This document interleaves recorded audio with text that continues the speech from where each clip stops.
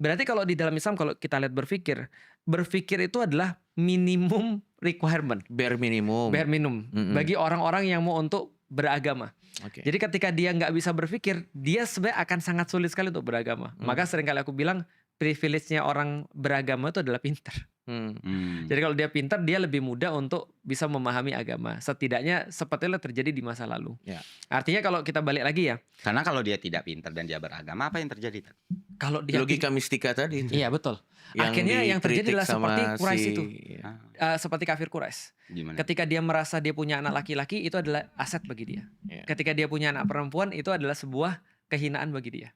Samina Watokna yang versi hancur Versi tadi. hancur tadi. Kalau yang kayak, wah ini air sudah ditiupin dan ini akan memberikan kamu That's it. kekayaan, ini garam rukiah Nah. akan memberikan kamu dengan harga yang mahal ini Samina Watona karena ini ulama itu. Ketika orang beragama dan dia tidak pakai akal, yang terjadi adalah orang-orang menggunakan agama untuk kepentingan pribadinya. Berarti itu di Indonesia sendiri sudah banyak sekali. Oh, bukan banyak lagi. Itu yang membuat aku nggak respect dengan kaum muslim pada zaman dulu kan.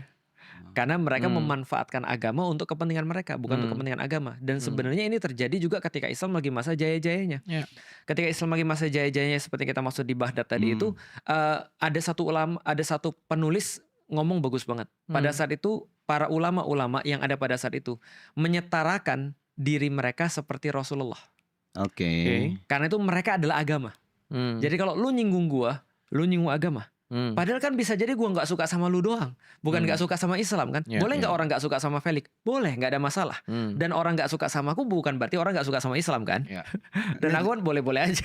Dan Ustaz Felix kan bilang dulu di Baghdad, aku tidak menemukan perbedaan yang ada di Indonesia gitu. Nah, cuma di Indonesia sekarang parahnya adalah ini bukan hanya terjadi sindrom ini pada orang yang beragama, sindrom ini juga terjadi pada orang-orang yang bernegara. Karena sama yang diklaim oleh mereka kan, saya Indonesia, saya Pancasila. Oke, Berarti oke. siapapun yang tidak sama dengan saya ataupun siapapun yang bertentangan dengan saya, berarti lu punya masalah dengan Indonesia, lu punya masalah dengan Pancasila. Enggak, gue cuma nggak suka lu aja. Ya.